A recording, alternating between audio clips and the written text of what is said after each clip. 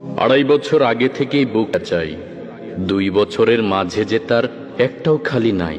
Booking দিতে হজরতলার 50,000 লাগে।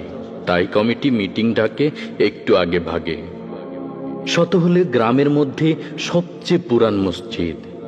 ইউটিউবের বক্তা আনো, মুসল্লিদের জিদ। ইমাম সাহেবের যদিও বেতন 10 বছরে 5। মাহফিলটা জমে উঠুক এটাই চায় সমাজ।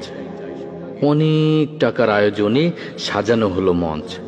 হঠাৎ করে ফোন এসেছে, ঝড়ে বন্ধ লঞ্চ। হজরতলা কথা রাখেন, তাই ধরেছেন বাইনা, এত দূরের জার্নিটা ঠিক কপ্টার ছাড়া হয় না। কমিটিরও এক জবান, হোক না কিছু খরচ, ইমাম সাহেবের খানা জারি, বেতনের কি গরজ। সেটা 2 মাস পরেই নেবে, সেখান থেকে কিছু আমরাও সাথে শরিক হলাম, কেউ হবে না নিচু।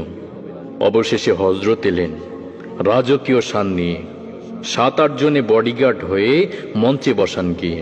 করুণ সুরে হজরতওয়ালা কেঁদে কেঁদে কন স্মৃতি, অনাহারে পেটে পাথর বাঁধা সাহাবাগণের নীতি।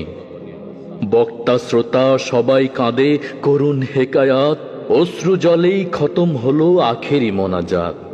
বয়ান শেষে হজরতওয়ালার খানা পিনার পালা। খাদেম দরকার 8-10 জনের, নইলে খুব ঝামেলা। দেশি মুরগি, চাষের মাছ আর কয়েক পদের ছালন, সভাপতির তদারকি, আর কি খাবেন বলুন।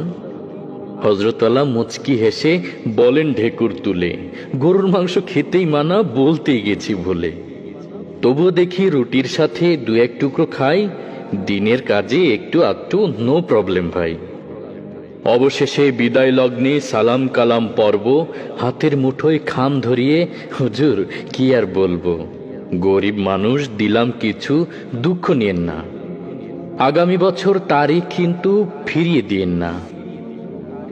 সমাপ্ত হলো বিশাল জলসা, সবাই বাড়ির পথে। ইমাম সাহেব হুজরায় এসে নিজের বিছানা পাতে। শুয়ে শুয়ে হিসাব মিলান, বেতন 2 মাস বাকি, আবার শুনি সামনেও নাকি আরো কমাস ফাঁকি। দেশের বাড়ি মায়ের অসুখ, আব্বাও খুব মাজুর। হজরতওয়ালা কপ্টারে যায় আর আমিও এক হুজুর।